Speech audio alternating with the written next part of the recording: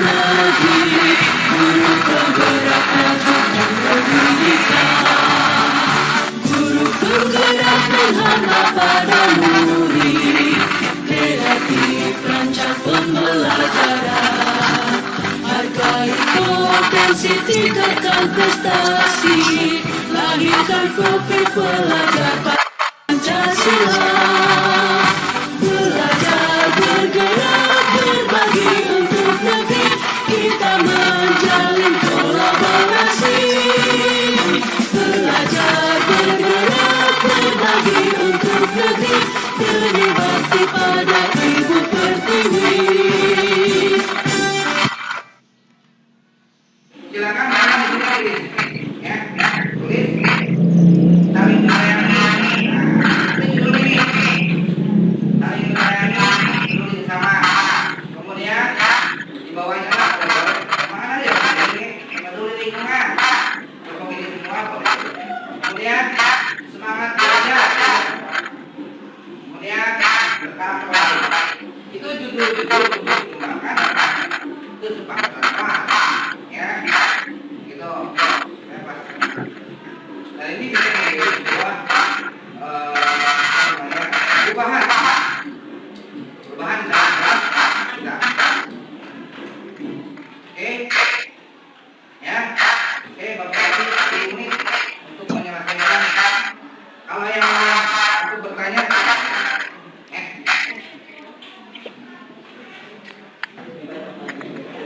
ayo, oke.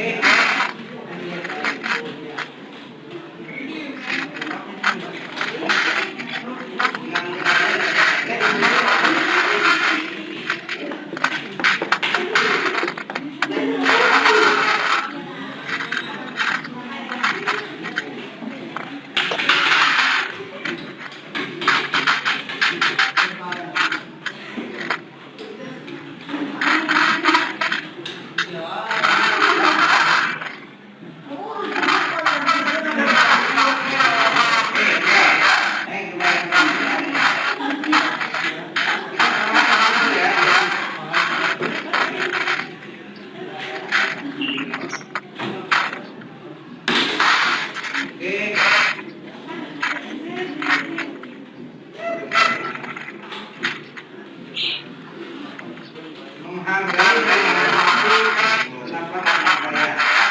Menghargai dan menghormati pendapat itu. Yang ini bagaimana cara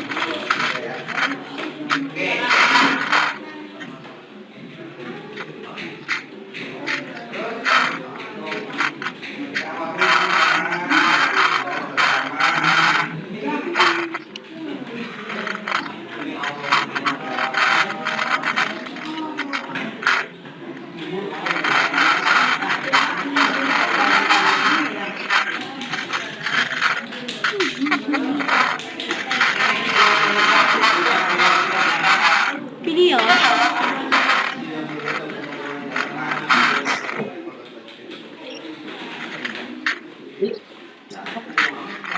Ketinggalan kerasan. Kalau nggak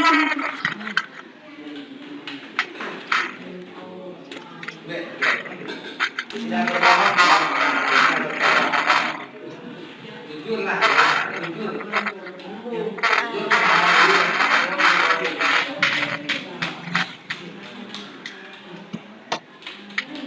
Mengerjakan tugas yang dikasih oleh guru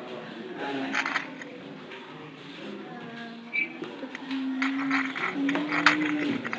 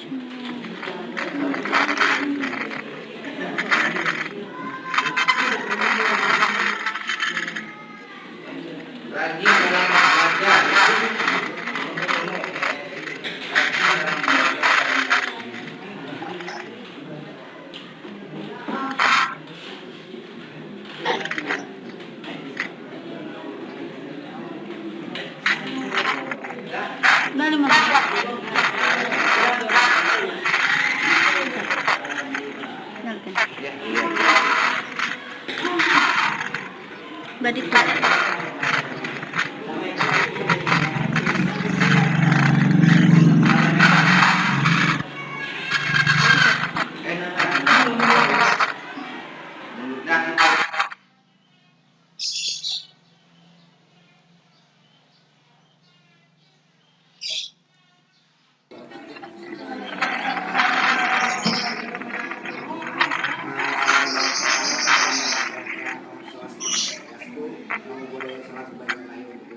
5 menit.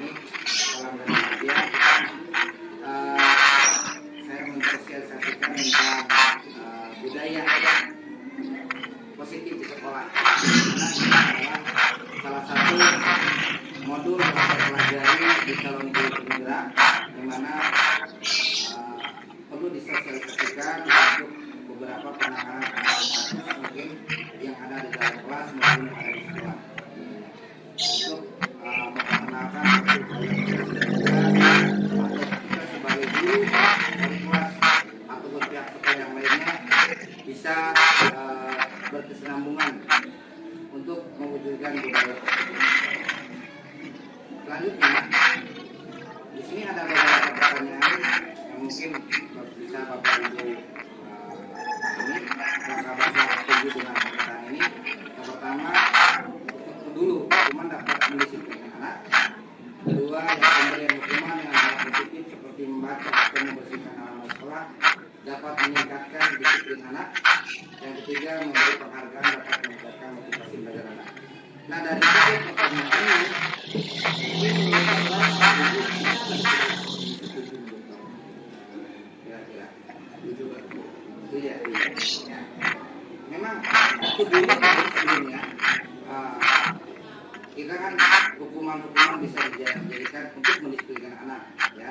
Kemudian hukuman, kemudian push up dan sebagainya itu juga sama untuk membuat bergerak, begitu ya.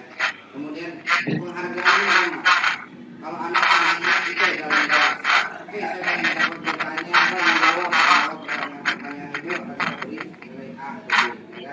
Nah ini itu adalah penghargaan. Kemudian tadi yang awal-awal kalau kita pikir hukuman, gitu ya, dan sebagainya. Ini nanti kita akan bahas di sini, ya. Kita bahas apakah hukuman itu akan bisa menyelesaikan masalah. Kemudian penghargaan itu sama akan bisa menyelesaikan masalah. Topik yang akan dibahas pada hari ini di ruang kuliah ini pertama adalah mencakup tentang budaya positif. Yang pertama adalah disiplin positif dan nilai-nilai kebaikan universal. Yang kedua, teori motivasi. Kemudian hukuman dan penghargaan institusi. Yang ketiga adalah perilaku kelas. Yang keempat, kebutuhan dasar manusia dan nilai berkualitas. Yang kelima adalah restitusi dari 5 posisi kontrol. Yang keenam, restitusi, yaitu segitiga restitusi. Nah ini topik yang akan kita bahas. Sebenarnya tidak banyak sebenarnya ya, jadi hanya selewat-selewat saja. Yang penting kita paham. Yang pertama adalah disiplin positif dan nilai kebaikan universal.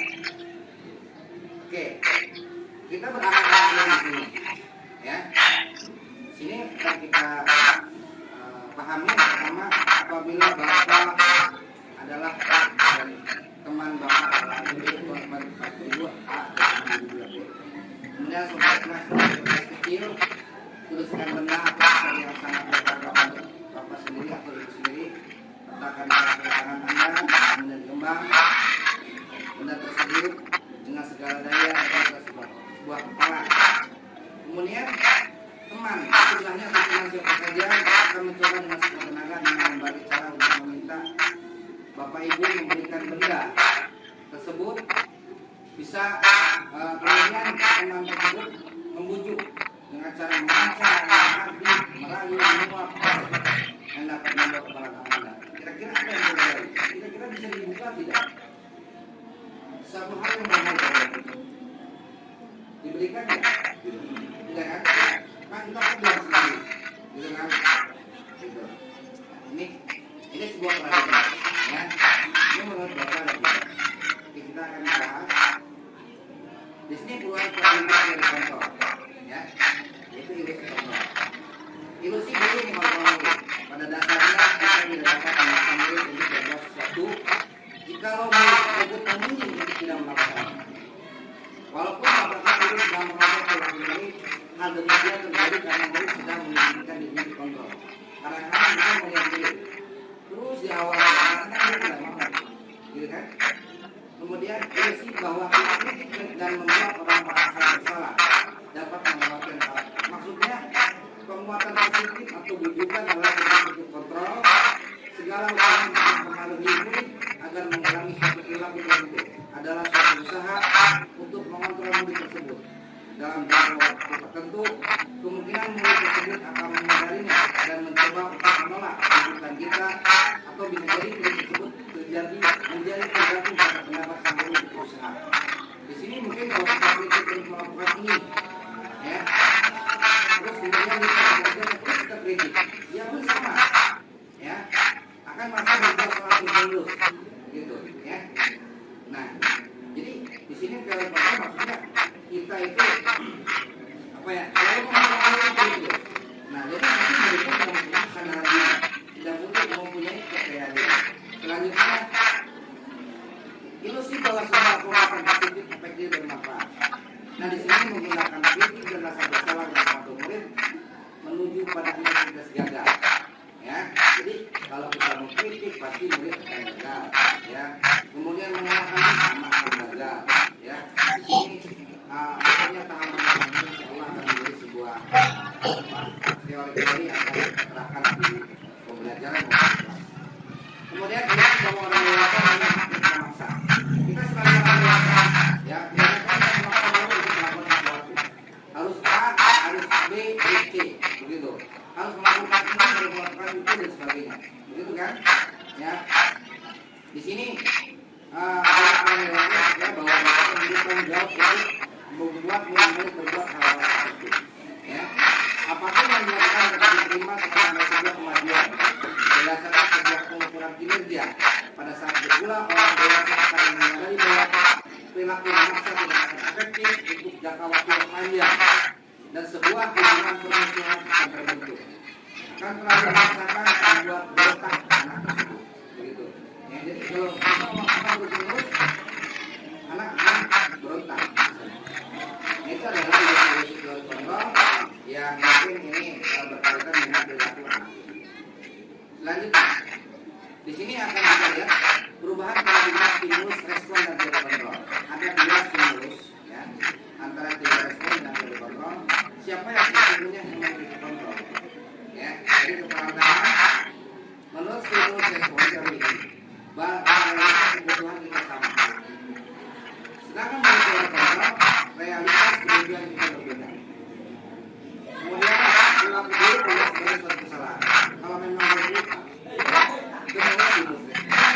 Sedangkan menurut teori kontrol, semua perilaku memiliki tujuan. Mungkin perilaku buruk atau baiknya, positif negatifnya, tapi mempunyai tujuan. Kemudian stimulus respon, orang lain bisa mengontrol saya. Sedangkan teori kontrol, hanya Anda yang bisa mengontrol diri saya. Tadi, kepala tangan. Berarti, ini itu menurut teori kontrol. Kemudian saya bisa mengontrol orang lain. Itu menurut teori kontrol. Kemudian teori kontrolnya, Anda tidak bisa mengontrol orang lain. Jadi tidak bisa mengendalikan orang lain menurut teori kontrol. Kemudian Pemaksaan adalah pada saat bukan gagal. Kita paksa seseorang untuk membukanya dengan cara yang menurut, sehingga kalau memang gagal akan membuat kita pun dipaksa orang tersebut melakukan sesuatu atau membuka atau seperti tadi kewenangan kita. Sedangkan teori kontrol, kolaborasi dan konsensus menciptakan pilihan baru. Nah, mungkin dengan cara kolaborasi, dengan cara baik-baik bisa saja diberikan seperti itu. Kemudian stimulus respon juga model berpikir menang atau kalah. Stimulus pemikiran stimulus respon, dan kemudian model teori kontrol model berpikir menang dan menang. Nah, ini perubahan paradigma stimulus menurut stimulus respon dan teori kontrol.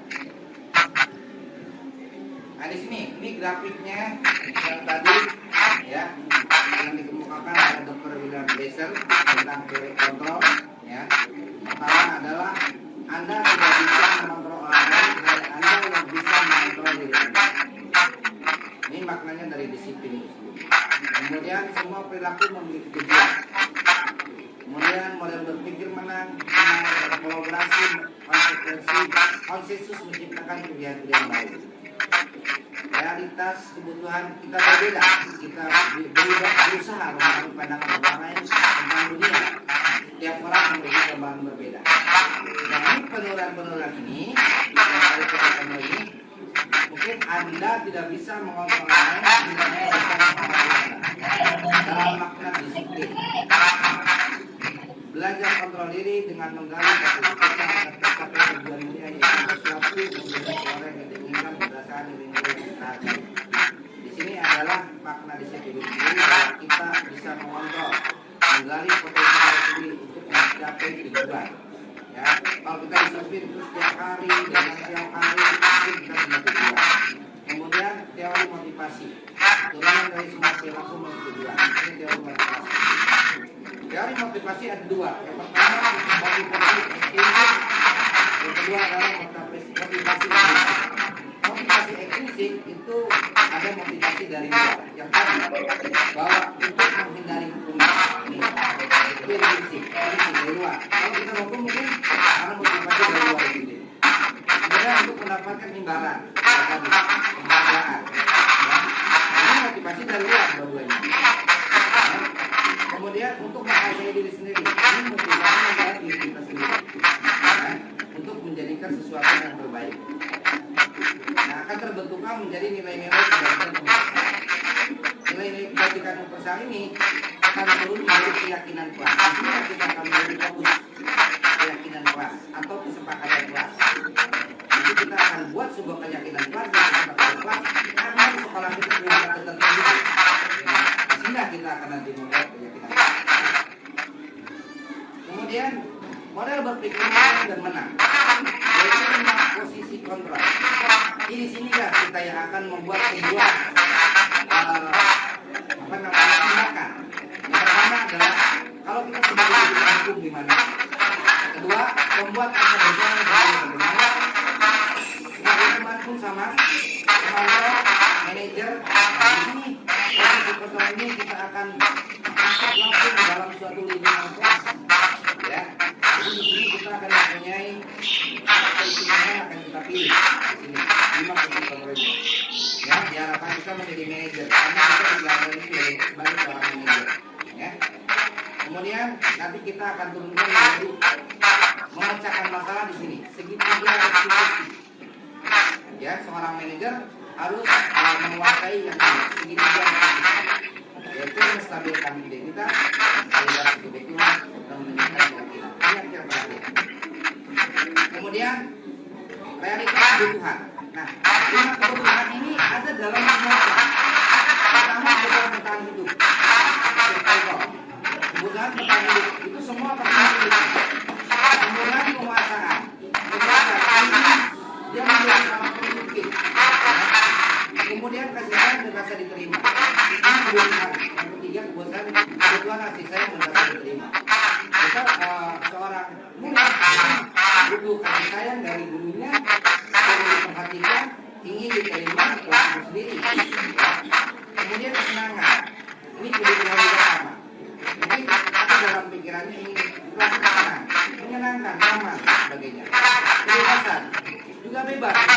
bebas berpikir, tidak ada tekanan dari siapapun.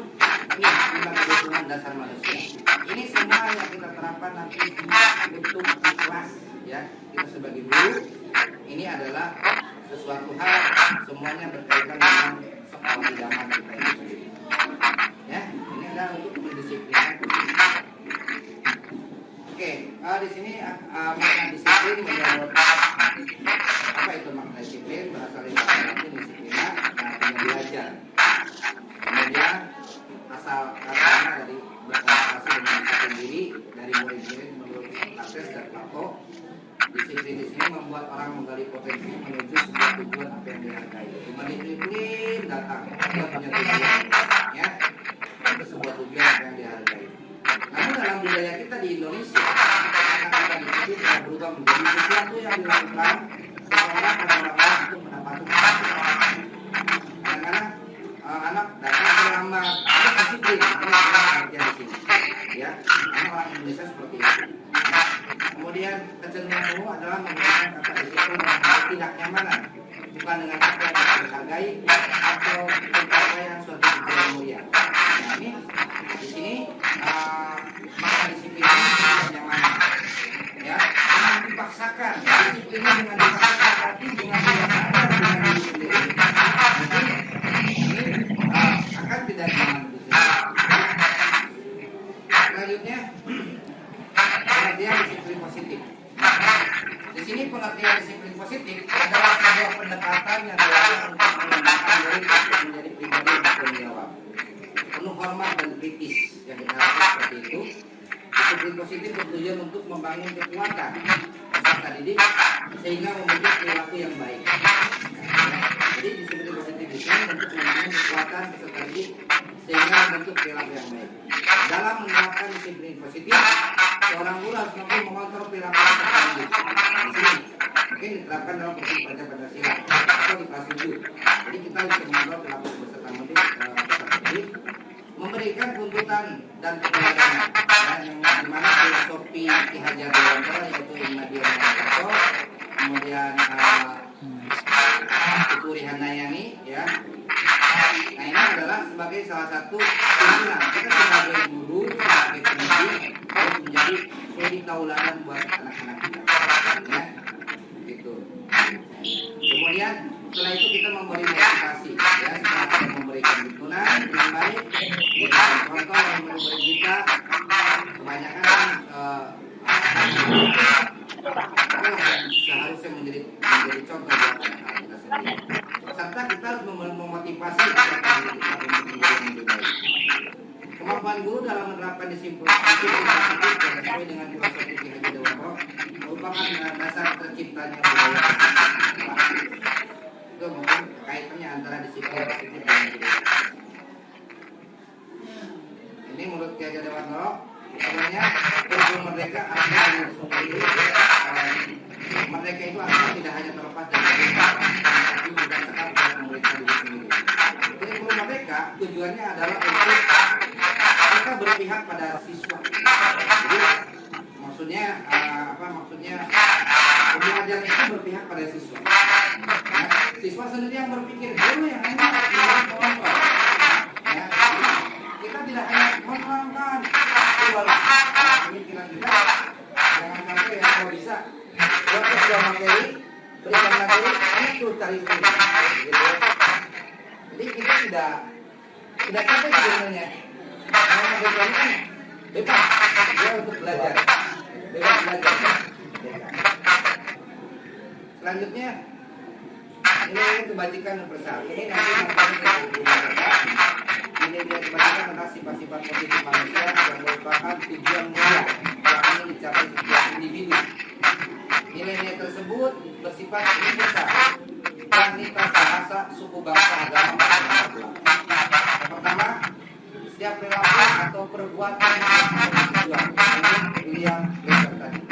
Aku pada terdapat pada teori Allah dengan mengaitkan nilai-nilai seseorang maka motivasi intrinsik akan terbangun sehingga menjelaskan menciptakan motivasi dari dalam untuk mencapai tujuan yang dia inginkan. Jadi motivasi dalam dirinya ingin belajar, ya gitu ya. Kita nanti bisa nggak anak itu ada motivasi dalam dirinya untuk belajar, ya, tidak ada tekanan dari eksklusif. Kemudian nilai-nilai kebajikan yang ingin dicapai oleh setiap anak belajar dengan hasil pelajar Pancasila. Yang enam ini adalah ini beriman bertakwa pada Tuhan Yang Esa dan berakhlak mulia, menjadi diri, bernalar kritis, berkebinekaan global, berbuat mendorong dan kreatif. Jadi nilai di pelajaran universal ini nanti mungkin untuk kedepannya pasti akan karena sekarang hanya penerapan di kelas 7, mungkin dari kelas 8 Insya Allah ya, atas dukungan Bapak Ibu guru dan semua stakeholder sebagai pimpinan, kita sama-sama untuk mendorong memajukan sebagai dua tujuan. Kemudian yang kedua adalah motivasi hubungan dan penghargaan dan restitusi. Nah ini ya, tadi sebenarnya pemahaman dari teori motivasi perilaku manusia ini untuk menghindari ketidaknyamanan atau hukuman. Ini semua motivasi dari eksternal dari luar. Jadi untuk menghindari ketidaknyamanan. Jadi ada motivasi dari luar, biasanya orang-orangnya motivasi dari luar adalah tingkat terendah dari motivasi perilaku manusia. Biasanya tidak nyaman, maka dia akan bertanya, apa yang akan terjadi apabila saya tidak nyaman? Gitu. Biasanya ini untuk menghindari PR atau apapun. Ya, ini pertanyaan seperti ini kan, kalau saya tidak mengerjakan gimana gitu. Jadi yang menghindari, sehingga yang mengerjakan itu tidak ada motivasi dari dalam. Gitu. Ini motivasi dari luar, dari ibu. Kalau dia mengerjakan PR, ada hukumannya. Kemudian motivasi eksternal pertama untuk mendapatkan imbalan dari orang-orang atau institusi. Ini banyak ada anak seperti ini. Satu tingkat di atas motivasi yang pertama, seseorang berperilaku untuk mendapatkan imbalan atau penghargaan dari orang lain. Orang dengan motivasi ini bertanya, apa yang akan saya dapatkan apabila saya lakukan? Biasanya motivasi eksternal ini orang suka memberi pujian. Sehingga dia berpikir apa yang saya akan dapatkan apabila saya melakukan gitu. Biasanya seperti itu. Sehingga dia selalu melakukan dan mengharapkan dia dari orang lain. Ada seperti itu ya. Nah, itu motivasi dua itu tidak ada dalam diri sendiri. Tidak ikhlaslah dalam seperti itu. Yang ketiga adalah motivasi internal, yaitu tujuan disiplin positif untuk menjadi orang yang mereka inginkan dan menghargai diri sendiri dengan nilai yang mereka percaya. Nah, di sini mungkin dia berkata saya akan menjadi orang yang seperti apa apabila saya melakukannya. Jadi dia punya mungkin pemikiran diri. Kalau saya belajar yang rajin, saya punya tujuan seperti itu. Ya, itu diharapkan adalah motivasi dari anak kita semua mempunyai tujuan seperti itu. Jadi ada dalam diri kita sendiri motivasi, bukan motivasi dari eksternal. Oke, ini hukuman oleh penghargaan. Nah di sini, kan tadi dengan hukuman bisa anak seperti itu. Di sini hukuman oleh penghargaan. Mungkin sekarang di sekolah hukuman itu seperti hukuman ini kita ada penghargaan. Ini hasil riset ya Pak. Maaf hasil riset dari Kemendikbud mungkin dari hukuman oleh penghargaan pengaruh jangka pendek dan jangka panjang. Ini akan berpengaruh terhadap diri seseorang. Kalau dia dengan hukuman dengan penghargaan, kalau dia tidak mendapatkan penghargaan, dia tidak ada motivasi. Jadi kan, buat apa sih akan dapat apa-apa? Jadi tidak ada motivasi. Kemudian penghargaan menghukum. Penghargaan mengurangi kecepatan, penghargaan tidak efektif, penghargaan hubungan. Ini semua adalah salah satu bentuk dari penghargaan. Jadi penghargaan itu sekarang mungkin yang namanya reward itu tidak ada reward dan punishment dihilangkan. Reward dan punishment hilang. Kan dulu kita kata, oh ya reward, punishment gitu. Jadi kata-kata itu hilang dari sekolah. Budaya sekolah hilang. Kalau di reward terus mah anak jadi motivasi dari eksternal terus gitu. Ya, tidak ada dalam diri sendiri. Seperti itu. dihukum oleh penghargaan sama ini penghargaan mengurangi kualitas, penghargaan mematikan kreativitas, penghargaan mengurangi motivasi intrinsik. Ya, jadi semua dengan penghargaan akan hilang semua motivasi dari dalam itu sendiri. Oke, kita lihat contoh Pak. Ini tindakan guru ya. Kalau kita dihukum atau konsekuensi, ya. Mencatat 100 kali di dalam buku kalimat, saya tidak akan terlambat lagi karena terlambat kesempatan. Nah, ini kira-kira bentuk hukuman apa konsekuensi?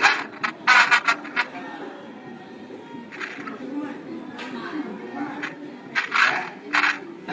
Oke, selanjutnya lari mengelilingi lapangan basket 2 kali dengan jalan di sekolah. Kira-kira hukuman apa konsekuensi? Hukuman, karena dia diminta push up 15 kali karena tidak menggunakan masker di sekolah. Nah, hukuman menggantikan total tugas teman yang kurang coret-coret. Konsekuensi membersihkan kepala yang di meja tulis karena tidak menggunakan belajar. Murid disuruh untuk mengenakan sepatu standar sekolah karena tidak menggunakan sepatu hitam. Lari mengelilingi lapangan basket 2 kali selama selama 10 menit untuk belajar terbiasa. Kira-kira perbedaannya di mana? Kita lihat, yang namanya hukuman itu tidak akan ada sangkut pautnya dengan pelajaran. Jadi kalau seandainya pelajaran PJOK, ya wajar lah, karena dia suruh lari. Sama ini pun sama. Membersihkan kepala air di meja karena persiapan pelajaran belajar. Jadi dia punya rasa tanggung jawab membersihkan diri. Gitu kan? Terus menggantikan tempat tugas teman yang belajar yang sudah sama. Dan dia punya rasa tanggung jawab. Kalau yang lain ini semua dihukum. Ya? Kita menghukum anak di sini. Ya? Juga sama. Di sini murid disuruh untuk menggunakan sepatu seharian di sekolah. Ya? Karena tidak menggunakan sepatu hitam. Dia hukum terus saja. Jadi yang namanya konsekuensi di sini ada satu pautnya dengan mata pelajaran di sana. Contoh, boleh kita memberikan konsekuensi kepada anak. Ini belum mengerjakan tugas, silakan tidak. Ya, begitu. Jadi ada satu pautnya dengan mata pelajaran di sana. Itu adalah tindakan guru. Di sini apa perbedaannya? Akan terjadi apabila hukuman dan konsekuensi. Selalu yang menyakitkan terjadi. Pasti anak ada penalasan berulang-ulang gitu. Sesuatu menyakitkan harus terjadi. Konsekuensi juga pasti sama, sesuatu terjadi. Tapi di sini menyakiti, ya. Kemudian membuat anak sakit fisik maupun hati untuk jangka waktu yang lama. Membuat anak merasa tidak nyaman dalam waktu pendek. Anak membenci kedisiplinan. Anak menghargai disiplin. Paksaan. Di sini stimulus apa? Mendorong anak menyakiti diri sendiri, mendorong anak agar mudah menyesuaikan diri, konsep diri yang buruk, konsep diri yang baik, anak belajar untuk menyembunyikan kesalahan, anak belajar untuk mematuhi peraturan, hukumannya dalam bentuk merasa marah, merasa bersalah, dipermalukan, merasa menjadi. Sedangkan konsekuensi kehilangan, dibuat tidak nyaman, diaisikan untuk sementara. Sebenarnya ini pun ada dua-duanya yang bisa hukuman bisa konsekuensi. Tetapi mungkin ambillah cara kira-kira yang tidak membuat anak itu merasa lama gitu ya, untuk tidur di di ininya ditekannya gitu ya. Kalau tahu saya terus berusaha. Oke, kita ke restitusi. Restitusi adalah proses menciptakan kondisi bagi murid untuk memperbaiki kesalahan mereka, sehingga mereka bisa kembali pada kelompok mereka dengan karakter yang lebih kuat. Restitusi juga merupakan proses kolaboratif yang mengajarkan murid untuk mencari solusi untuk masalah mereka dan membantu murid berpikir seperti apa yang mereka inginkan. Dan tujuan mulia dan bahagia mereka harus memperlakukan dosen. Jadi restitusi itu adalah satu nanti merubah karakter menjadi lebih baik lagi, tapi dengan cara penanganan siswa, ya. ya. Jadi bukan bentuk hukuman. Ciri-cirinya adalah di sini satu, bukan untuk menebus kesalahan, namun untuk belajar dari kesalahan. Kedua, memperbaiki hubungan. Tiga, tawaran bukan paksaan. Restitusi menuntut untuk melihat di dalam diri. Restitusi mencari kebutuhan dasar yang mendasari tindakan. Restitusi diri adalah cara yang paling baik. Restitusi fokus pada karakter bukan tindakan. Restitusi fokus pada solusi. Dan restitusi mengembalikan murid yang bersalah. Jadi maksud restitusi ini, ciri-ciri ini jelas. Berarti kita untuk menjadikan anak itu tidak merasa bersalah, bisa mengembalikan lagi kepercayaan dirinya. Di sini ada tabel hukuman integritas gagal. Ini dengan hukuman ini bentuknya juga negatif, identitas juga gagal. Ini identitas sukses menggunakan konsekuensi, disiplin, referensi, ya, dan hasilnya juga positif. Jadi kalau konsekuensi ini antara netral, jadi bisa negatif bisa positif. Karena anak kerjakan tadi seperti ini. Di sini kita ambil contoh identitas gagal, yaitu sesuatu yang menyakitkan harus terjadi karena dihukum. Kemudian konsekuensinya karena terjadi, ya pasti terjadi. Sedangkan restitusi merupakan pilihan. Maksudnya mungkin anak nanti akan diberikan pemahaman yang baik. Kemudian ada peraturan. Jadi di sini peraturan. Peraturannya adalah kamu harus. Ini nanti ada maksudnya peraturan tentang tertib. Kamu harus tidak kesiangan. Kamu harus ini ada disebut di sini ada peraturan. Kemudian konsekuensinya apa peraturannya? Sama, tapi tidak ditekankan. Kalau ini ada hukuman biasanya lebih kuat begitu ya. Jadi emosional. Sedangkan konsekuensi ini mungkin tidak lebih kuat. Sedangkan restitusi ini, jadi apa yang kamu yakini ada dalam dirinya sendiri. Apa yang bisa kamu lakukan untuk memperbaiki masalah ini. Jadi di sini memecahkan masalah. Ya, restitusi itu adalah tujuannya adalah murid atau anak menghormati dirinya dan orang lain. Ya. Kalau ini murid tidak anak menghormati peraturan seperti tata tertib. Sedangkan ini murid anak membenci peraturan, gitu kan? Terus ada aturan seperti itu. Jadi membenci kalau hukuman itu. Oke, di sinilah kita sebagai guru atau wali kelas bisa membuat sebuah keyakinan kelas. Ya, jadi kita bukan membuat sebuah peraturan, tapi keyakinan kelas.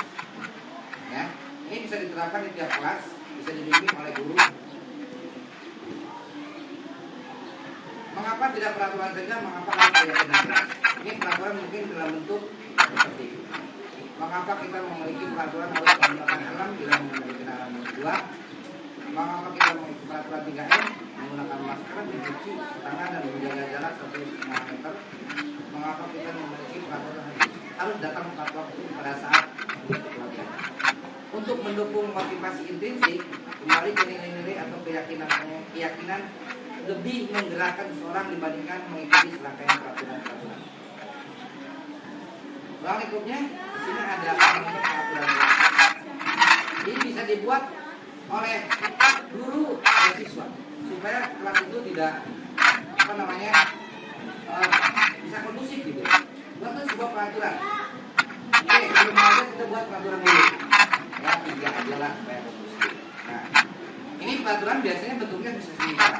Sedangkan keyakinan kelas ini akan menciptakan sebuah peraturan kelas itu sendiri, tetapi ini nanti masuknya ke dalam seperti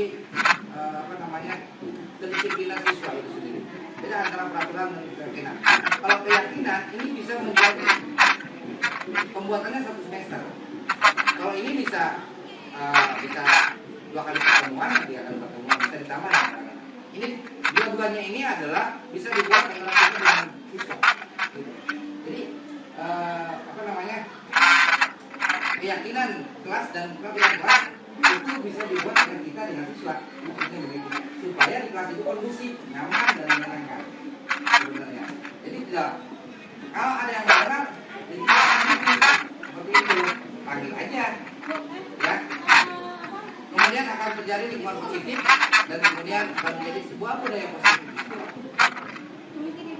Nah ini yang sudah ada contoh, contohnya TK dan bersama-sama. Mana yang disebut dengan keyakinan kelas?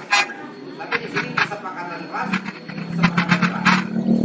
Dan tepat waktu, mengucapkan salam, menjaga kebersihan sekolah, berdoa sebelum melakukan kegiatan, kita belajar kesepakatannya kami melihat kami murid yang selalu menyayangi, kami murid yang semangat belajar, kami murid yang peduli dengan teman-teman. Kira-kira menurut Bapak Ibu mana yang keyakinan? Ya kesepakatan ini ya. Nah, kesepakatan ini jelas pasti keyakinan. Karena semua kesepakatan keyakinan kelas itu awalnya bisa jadi dari kesepakatan kelas. Ya. Jadi keyakinan kelas itu bisa jadi awal mulanya dari kesepakatan kelas. Kalau ini biasanya kan bisa berubah-ubah. Kalau ini bisa berubah, bisa 1 semester ataupun 1 tahun, ya. Karena ini akan tertanam dalam jiwa siswa itu sendiri, begitu. Ya, kalau melanggar ini, dia bisa ditindaklanjuti nanti dengan sidang diskusi, seperti itu. Ya, kalau semangatnya kurang, kenapa alasannya seperti ini? Kita lanjut aja. Oke, nah ini perbedaannya peraturan dan keyakinan kelas. Peraturan selalu kembalikan bukti tempatnya. Ini peraturan, ya. Sehingga keyakinan kelasnya dia punya resep sendiri. Peraturannya dilarang mengganggu orang lain. Keyakinannya pasti menghormati orang lain. Hadir di sekolah 15 menit sebelum kegiatan yang baik. Menghormati orang lain dan orang lain. Dia selalu hadir 15 menit sebelum kegiatan yang baik. Dilarang melakukan kekerasan.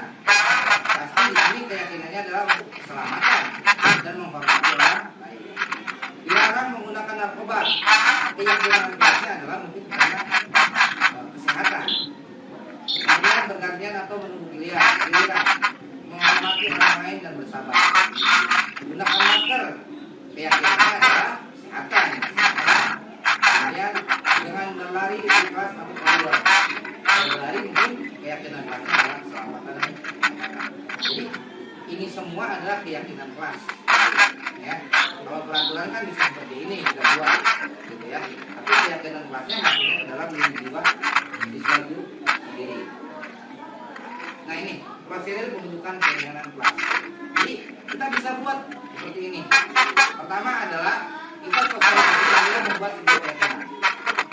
Kemudian silakan orang sekolah atau murid digerak untuk bersurat pendapat tentang peraturan yang perlu disepakati di kelas atau di sekolah.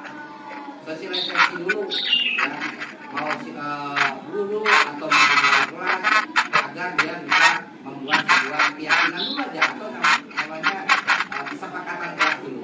Ya.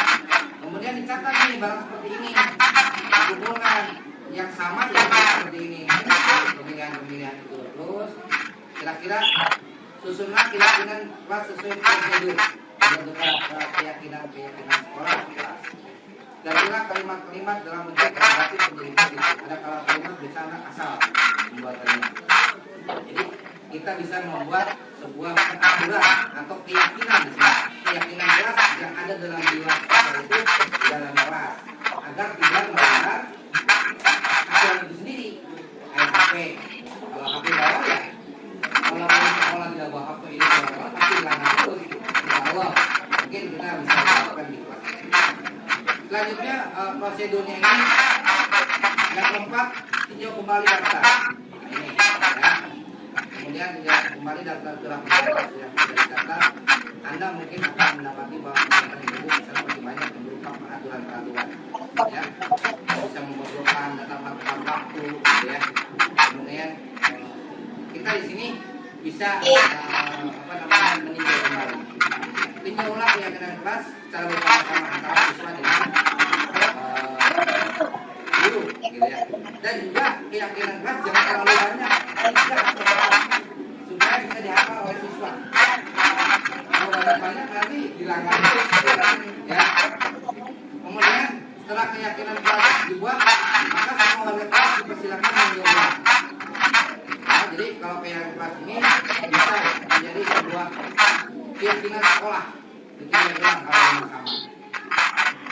Kemudian keyakinan sekolah, kelas yang bersama di dinding kelas berkas yang menjadi semua warga kelas. Ya, kalau sudah memang cocok di sekolah itu bisa dibuat oleh anak. Gitu ya. Nah, ini adalah contoh hasil jurnal. Sebenarnya guru dan murid. Kita paham dulu. Tugas guru apa? Tugas murid apa? Tugas guru mengajar, mendidik, menjawab pertanyaan, memberi nilai. Tapi ini bisa anak kita sendiri catat gitu. Tugasnya saya belajar anak itu. Tugasnya anak menghasilkan yang baik. Kemudian mengikuti peraturan. Jadi anak nanti membuat sebuah keyakinan kelas atau aturan kesepakatan kelas. Ya. Ini adalah di antara tadi ini contoh keyakinan kelas ini bahwa kami meyakini bahwa kami penting untuk menghormati semua orang dan para pengusaha. Jika tidak ambil itu ambil ini. Dan bekerja, kami meyakini bahwa kami penting untuk mengerjakan sebuah pekerjaan atau mengikuti kegiatan yang telah dijelaskan. Ya, jadi anak kalau mungkin bekerja bisa mengerjakan PR dengan yakin dia bisa diterima dan dimiliki. Kami meyakini bahwa sangat penting untuk merasa diterima pada suatu kelompok yang paling peduli sebenarnya. Ini bisa diterapkan atau kita boleh membuat. Jadi kita bekerja saja secara hormat, bekerja diterima dan nanti siswa yang akan membuat sebuah kata-kata dan kita akan menunjukkan kata itu sendiri menjadi sebuah kesepakatan kelas atau keyakinan kelas. Ini untuk kelas 5 ya. Kemudian kebutuhan dasar manusia dan dunia berproses. Ini kebutuhan dasar yang tadi. Ini yang perlu dimiliki oleh semua orang. Kebutuhan makan hidup, kasih sayang merasa diterima, penguasaan dan pengakuan atas kemampuan, kebebasan, kesenangan. 5 kebutuhan ini pasti dipenuhi oleh kita semua. Dan siswa pun pasti ingin memenuhi 5 kebutuhan ini sebenarnya. Ya. Jadi insya Allah kalau kebutuhan ini punya ada di siswa, dia tidak akan merasa dikecilkan atau berontak dalam dirinya dan melakukan perbuatan negatif. Ya. Biasanya kasih sayang dan rasa diterima, karena kebutuhan, penguasaan, pengakuan yang bisa mampu kadang dia kamu Oke, yang kelima yang lagi 5 posisi kontrol. Nah di sini, maaf ya. Ini kita nanti di sini akan mengenai ya 5 posisi kontrol. Kalau anak melanggar peraturan kelas, di sini kita akan menjadi apa? Caranya identitas gagal, identitas berhasil dan sukses, identitas berhasil atau sukses. Ya. Sebenarnya kita buat ada ini media di sini. Kalau kita menjadi identitas gagal, kadang-kadang kita menghardik anak. Ya. Begitu menghardik, mengulangi kesalahan, ya. Ini. Jadi ini guru berbuat berkata kamu tidak melakukan awas seperti itu. Bagaimana adik menunjuk yakin ini. Ini adalah identitas gagal. Kemudian membuat orang merasa bersalah. Begitu. Kamu seharusnya sudah tahu lebih dalam sekali mengatakannya ibu stres kamu dia kamu bolak-balik dan sebagainya. Kemudian identitas berarti membuat alasan untuk muridnya. Saya mengatakan demi ibu,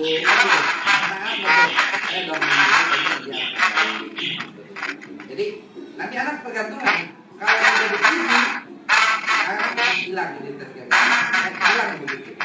Ya, seperti itu. Kemudian memantau. Kemudian meletakkan kulit peraturan dan hukum di dalam kualitas. Maksudnya kita memantau dulu.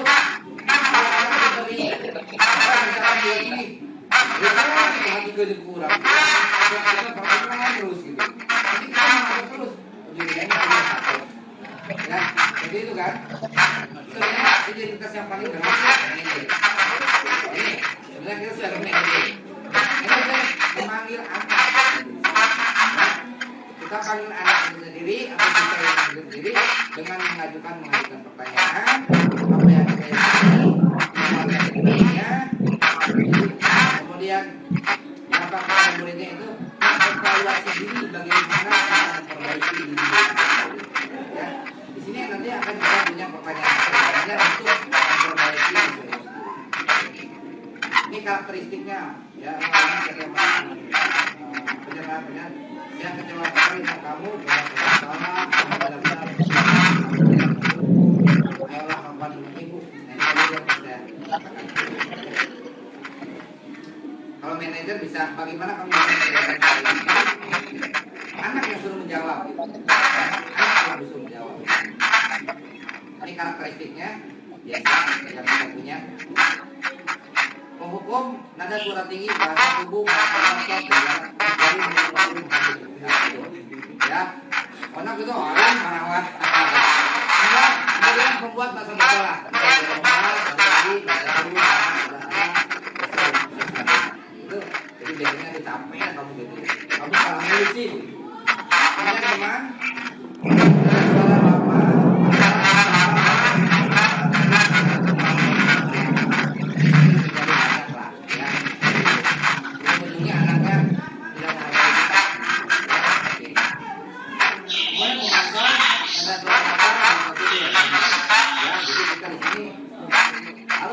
Tetap harus mematuhi murid pada saat mengerjakan tugas tidak bisa.